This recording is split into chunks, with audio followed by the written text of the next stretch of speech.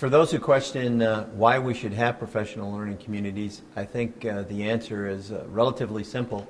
There's never been greater consensus about what it's going to require of educators in order to improve student learning in all of their schools. Virtually all of the leading educational researchers in North America and all of our professional organizations have agreed that our best hope for improving schools is to focus on developing the capacity of the people within the schools.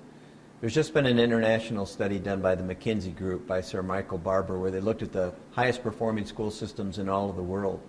And they said that the one thing that those systems had in common was an understanding that a system can only be as good as the people within it. And so in those high-performing systems, there was a conscious effort made to develop the capacity of those people, to understand that the only way we're going to improve schools is by improving the quality of the instruction that students receive every single day through the collective efforts of their teachers and school leaders. So to those who had asked the question, why PLCs, I would ask, why not? What else is out there that has such universal consensus in terms of its power to make a difference in the lives of students? The biggest obstacles that are interfering with schools moving from traditional schools to professional learning communities aren't really a lack of resources or some of the other external factors that we might point to. The biggest obstacle is overcoming our own traditions and the mythology that persists in education. Mythology that says things like the way to improve schools is by hiring heroic individual teachers who close their door and make a difference in the lives of their students and are sort of indifferent to what else is going on around the school. A mythology that says the real purpose of schooling is merely to give students the opportunity to learn rather to ensure that they learn. So there are some long-standing traditions in American education that we must confront, and we must overcome them if we are going to succeed in becoming professional learning communities and making a difference in the lives of our students.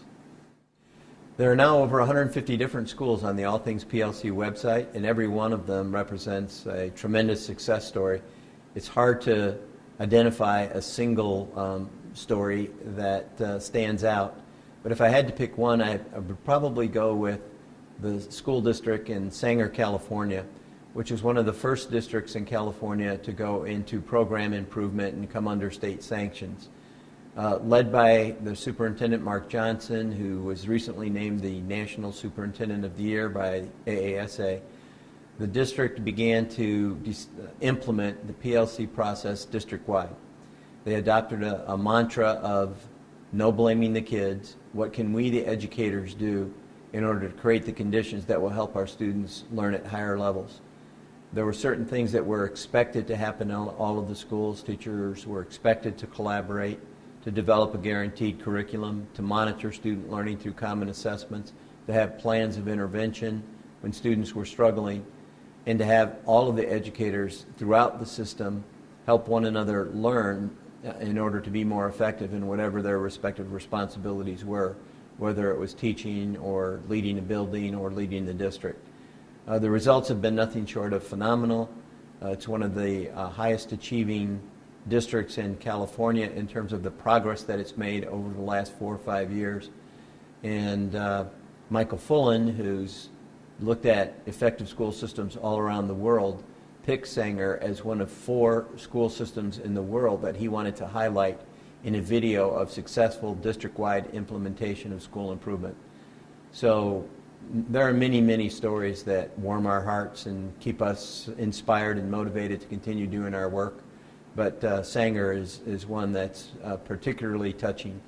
They have over 80% poverty, 80% minority, and yet every year student achievement is improving in that district, in every school in the district.